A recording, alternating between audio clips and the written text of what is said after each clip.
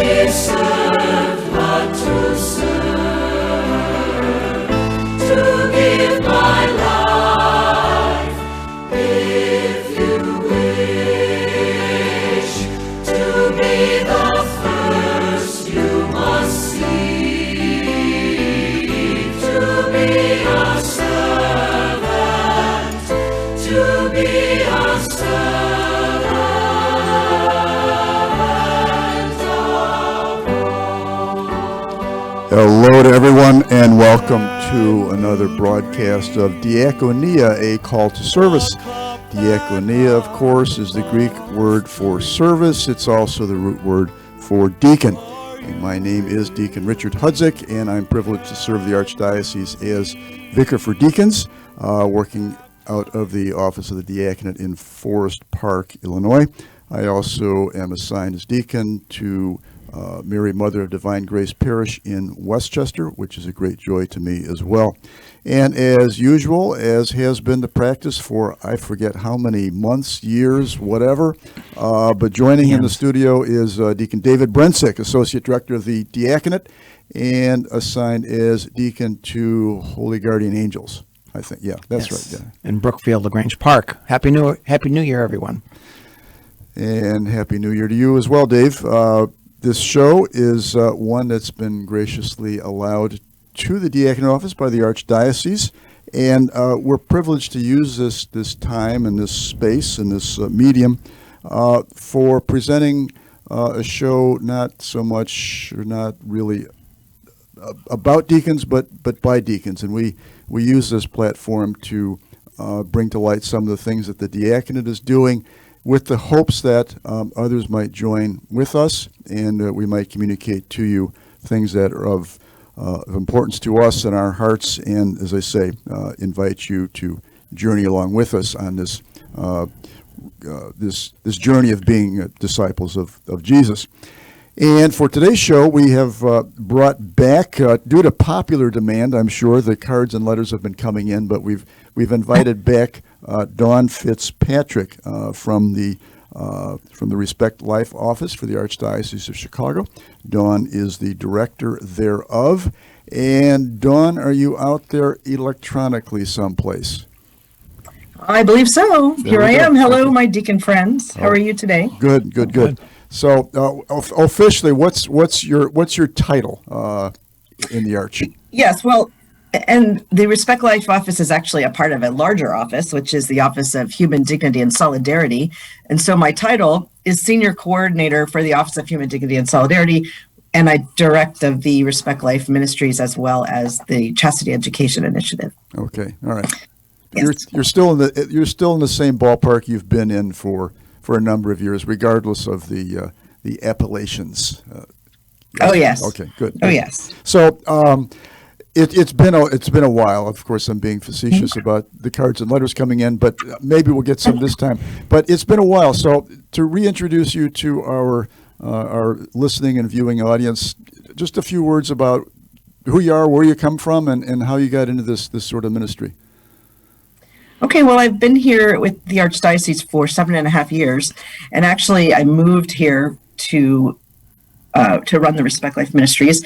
My husband, his job brought him here before that, and we had lived in South Carolina and Maryland. In both places, I was a youth minister in a parish. Prior to that, I was a corporate trainer and taught college public speaking. I'm a mother of 2 now grown daughters.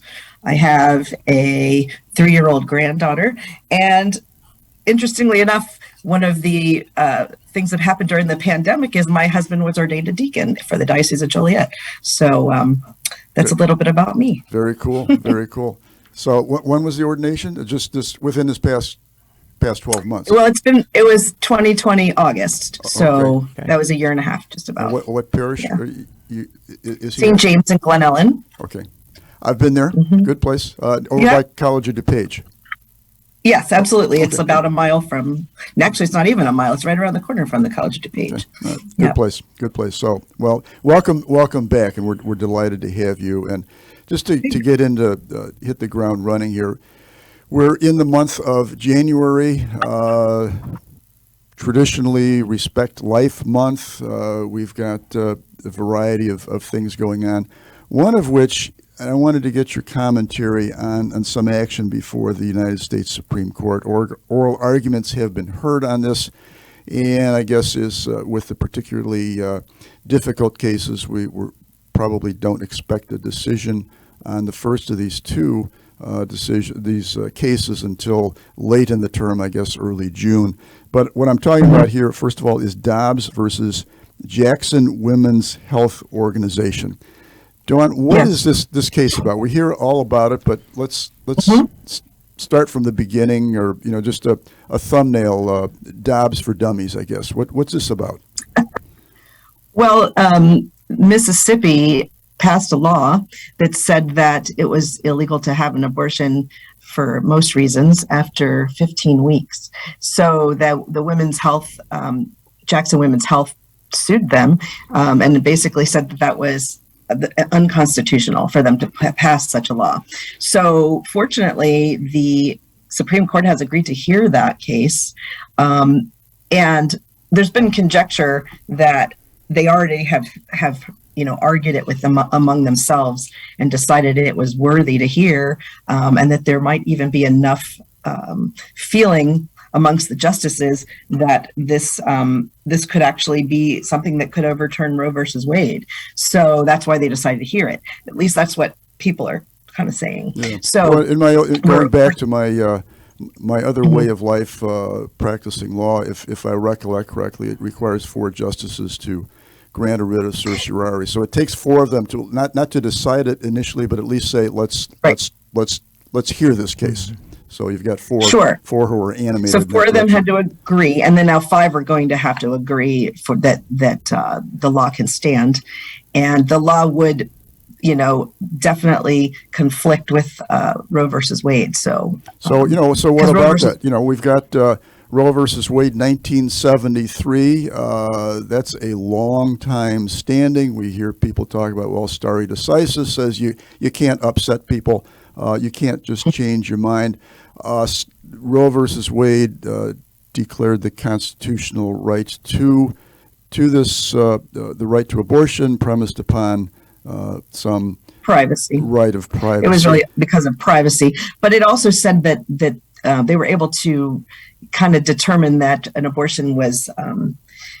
It certainly couldn't. They couldn't pass a law that would inhibit abortions after viability or before viability. So viability originally they said was 28 weeks, and now they have it down to about 24 weeks. That just means that the baby could live independently outside of the womb. But of course, there have been cases where children have survived at 20 weeks. Mm-hmm. So I think that's this case kind of pushes that envelope to see what the Supreme Court will say about that. As a philosophical matter, if viability is the standard by which personhood is determined, what we're seeing then is that personhood is a constantly moving target, which philosophically, theologically is unsatisfying, because a person is a person. Well, of course, exactly. Well, and of course, you and I believe that a person is a person from the moment of conception, which is originally, interestingly enough, when they passed Roe versus Wade, the first law said that that a person was a person fertilization. And then they kept changing their definition, and they finally got to viability at 28 weeks. So yes, it is a moving target, and it doesn't seem like we should be playing with human life in such a way. But that's what we've been doing for 49 years since Roe versus Wade was passed in 1973. What's that Dr. Seuss line about a person is a person no matter how small, no matter or how something small. Like? Yeah, Right. That's great. So Horton Hears a Who. That was Horton Hears a Who. Okay, all right. I'm okay. I love Dr. Seuss. But so we have set up this litigation sets up a conflict, presumably a direct challenge between Roe versus Wade, and what the Mississippi statute has done is that the two cannot presumably stand simultaneously. One or the other is going to have to give. At least that's what the commentariat is saying. So what happens if the Mississippi statute is upheld and there are these stringent restrictions on abortions after 15 weeks? What happens across the country? Anything? Well, I think what the decision would be is that the Roe versus Wade decision would be overturned, and everything then would go back to the states to determine how they want to handle abortion in their own states.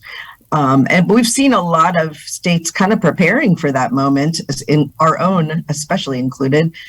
Illinois has passed laws that have codified abortion in our state code, that would then just take over. We're also at a point where we pay for abortions out of our Medicaid tax dollars. We also don't require parents. We just wait for the governor to sign that law, certainly, but it was passed through the House and Senate that it is not required to notify a parent even if an underage girl has an abortion in the state. So, and abortion is legal up until the moment of birth. And there is some discussion about putting a bill on the floor in the next legislative session that would say that we don't even need a doctor to perform an abortion. Abortion clinics do not need any inspection. There's really nothing overseeing it at all. There's been a lot out there pushing the chemical abortion to be easier and easier to obtain, so people can have these abortions at home, which is really sad. But anyway, so in our state, it's already been put in place that it's going to happen. So what we think would happen is more people will come from the states that have more restrictive laws into our state to have their abortions. And it's been kind of advertised that that's what we want here. So that's a real shame, but that's the kind of thing that'll happen. You have states like Texas who are trying to put in place much more restrictions, and I would imagine that every state's going to draw their line in the sand and say, well, this is where we are on that topic. We're either a place for abortions or we're not. So in a sense, we've got, I don't know if a Pyrrhic victory is the correct terminology, but this is not the end of abortions in the United States by any stretch of the imagination. No. Absolutely not. So our work is still cut out for us regardless. And I think that it'll be even more cut out for us in Illinois because, as I said, we're going to have people crossing state lines to come here to get their abortions. So we still need to convince our legislators to change those laws. We still need to do everything we can to take care of women so they make the right choices. We need to take care of women in the whole Midwest so that they are realizing that they have other choices besides abortion, and they shouldn't be choosing abortion because it's the seemingly most convenient or the quickest way to get rid of what they consider a problem. Of course, we don't think that a child is ever a problem. It just might present some challenges. So we need to help people to be able to face those challenges. All right, Dawn, we're gonna go to a break very shortly, but when we come back, I want to talk about both what our response might be to develop entire life picture, both here and elsewhere, and also a word or two about the Texas heartbeat law. And then finally, we don't want to let you go without some conversation about chastity education and that work that you do for the Okay. Archdiocese in that direction. So we will be back with Great. those three topics.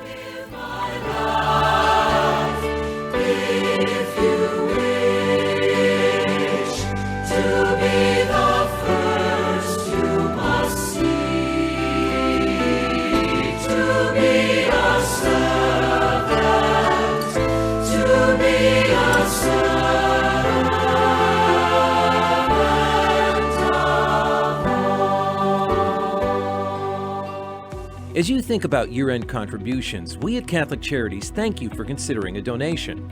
100% of every donation goes directly to our charitable work. Every donation allows us to continue to offer programs and services that affirm, strengthen, and empower those we serve as they work toward becoming self-sufficient. We are financially independent from the Archdiocese of Chicago, and we are proud of our Platinum Guide Star rating as a nonprofit. For more than 100 years, Catholic Charities has been helping homeless, hungry, and troubled neighbors in Cook and Lake counties. We would be honored to have your support in our 2021 year-end appeal. Visit CatholicCharities.net to donate or call 312-948-6087. The number again is 312-948-6087. Thank you for being partners with us in the mission of Catholic Charities.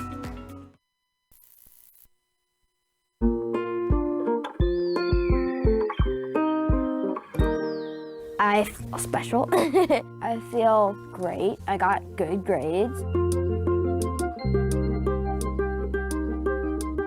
We've seen a huge surge in our kids now meeting or exceeding grade level. Come check us out. You may have never thought we were an option before.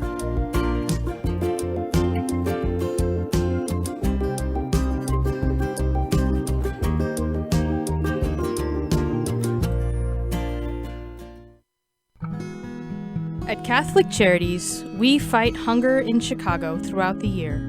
Our 6 regional offices in Cook and Lake counties work together to offer sit-down and to-go meals to anyone in need. We deliver meals to those who are homebound, and our 8 food pantries offer 3 to 4 days of food supplies based on household size.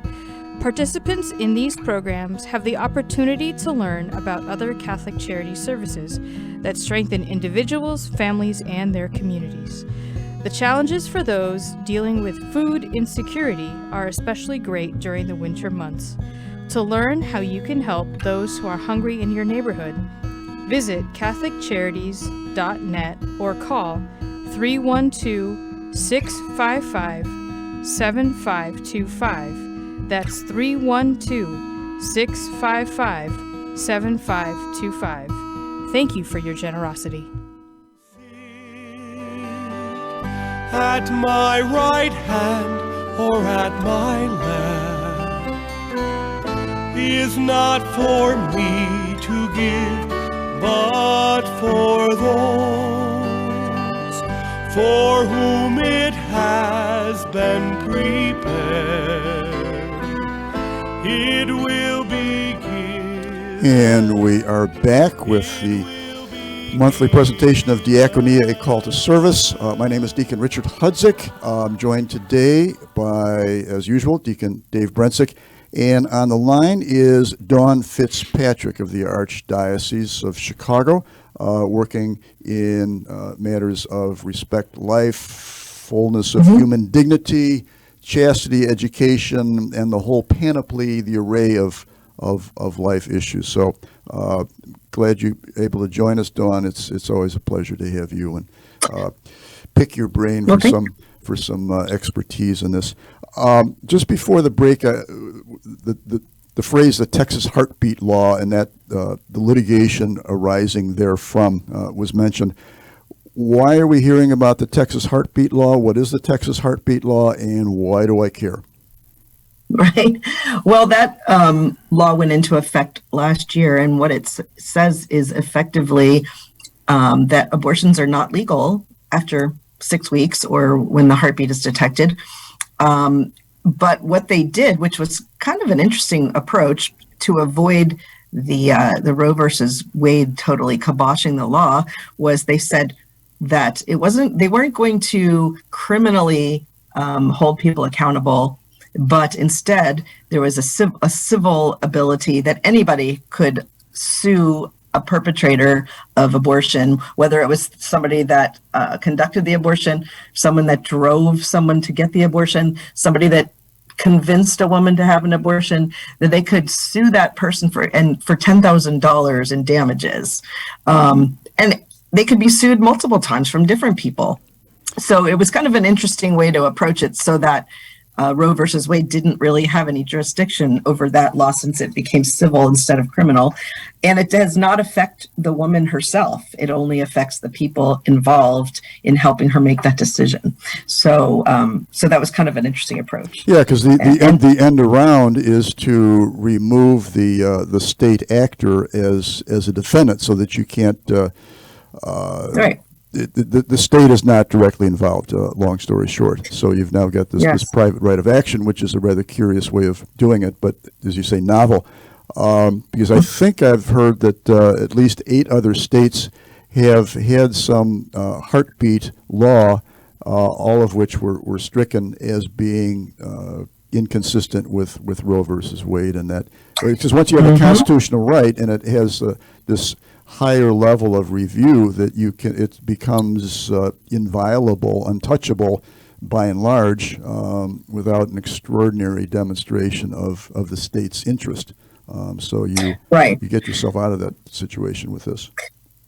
But one other thing that I think is really important to talk about in this law in Texas is it's really kind of brilliant, because it not only have they made it a civil offense rather than a criminal offense, but they also, as a part of that law, took $100 million and put it into a fund to help women. Now, this is something that the opponents of this Texas law will never talk about, but they took $100 million so that women who are having children for whatever reason can access that money for whatever they need, whether it's health care or, taking care of the child, whether they need a place to live. I mean, there's so many reasons why they can pull from that fund.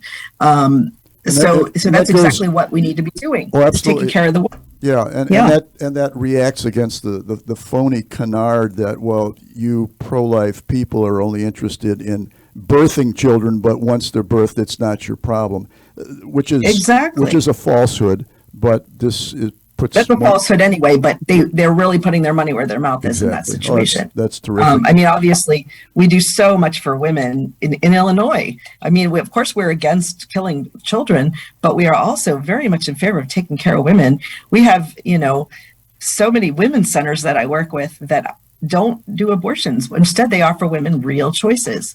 So, and that is ways to manage themselves, their pregnancy, that child, that they're not going to get from an abortion clinic. So okay, good. And the status of that is the Supreme Court is allowing the case to continue, the challenges and the support of it, but its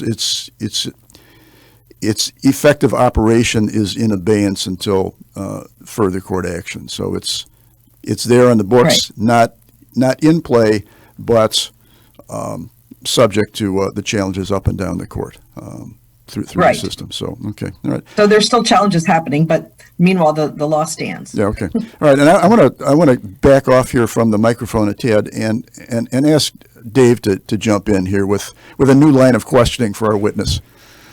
Okay. Dawn, so all these things are going on in Texas and Mississippi. How does it impact us here in Illinois? I mean, how do we as Catholics here in Illinois spread the good news about life in Illinois? Mm-hmm. Well, there's several ways. There, as has been tradition, there is a March for Life coming up in Chicago on the 8th of January, which is a Saturday. And actually, the way that they're handling that this year is there's a convention at the Hilton Michigan South, which is 720 South Michigan. And the convention will include a youth rally that my office is running with Mark and Abby Dufresne as the praise and worship leader. And we'll have Steve Jacobs as a keynote He is the program director for Illinois Right to Life and an expert on the topics we've been discussing this morning. He'll be there at the youth rally. Anybody's welcome to come to the youth rally. It's $15. The convention is free, but you will need to sign up for the convention and the youth rally. So be sure that you do both. And then we have Mass at the Convention Center at 4:00 with Bishop Bartosik. The march is at 1:00. So the youth rally ends about 11:30. Everyone can get out to Federal Plaza. There'll be some rally speakers and then a march that will head down Michigan Avenue back to the Convention Center. So that's one thing.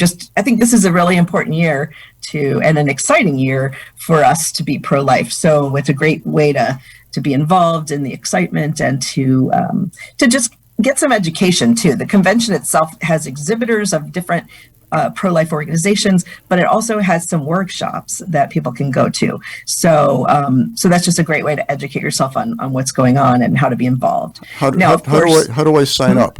Where's the access to that? So if you go to marchforlifechicago.org, you'll see all the information about the March for Life Chicago. And you can register for the convention there. And there is also a link over to our website, which is respectlifechicago.org, where you can sign up for the youth rally. So you'll need to sign up for both, but they will toggle you back and forth.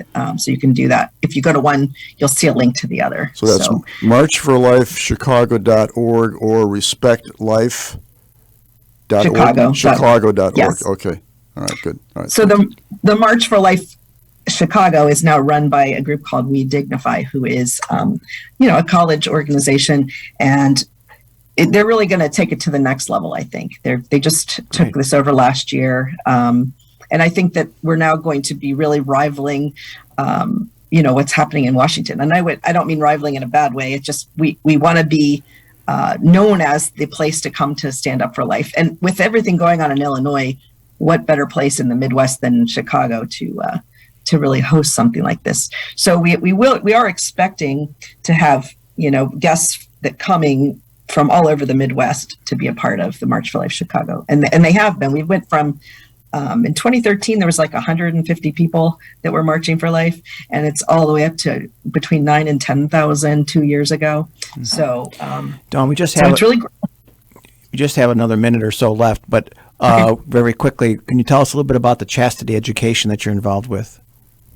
Sure. So in our Chastity Education Initiative, we work with young people, with young adults, with parents, with parishes to help people to understand why we were created, why we're here, what is our purpose, what is our vocation. We focus on theology of the body most of the time, and we also do puberty talks. We host national speakers from around the country, like Damon Owens, Jason Everett, Brian Butler. We do a big retreat in the summer called ECHO, which is a theology of the body immersion for youth or teens and young adults. We're bringing Christopher West here in April to put on an event called Made for More on April 5th and 6th. And on the 5th, it will be at St. Alphonsus on Wellington and Lakeview in the city. And on April 6th, which is a Wednesday, it will be at St. Damien. Now, this is an incredible event. It's called Made for More Visions of the Promised Land, and it's multimedia. Mike Mangione is a musician that is there with Christopher West. Christopher West is this incredible speaker. He has a doctorate in theology, and he runs the Theology of the Body Institute in Pennsylvania. So he's phenomenal. I've been studying with him for years, and I'm one class away from finishing. So he's just incredible. So it's nice to bring my mentor here. That's great, Dawn. I'm hearing the theme music fading in and going to be drowning all three of our voices. So I just want to, before that happens fully, I want to thank you for being with us and sharing some time with us. And maybe when you're a graduate, we can have you back and you can give us a 30-minute thumbnail sketch of theology of the body for adults, what that means for adults. Chastity is not just for kids. Absolutely. All right. Absolutely. Well, God bless Okay. you. God bless you, Dawn. You too. Best to Deacon Fitzpatrick, and thank you, David. Thanks, Dawn. Thank you, guys.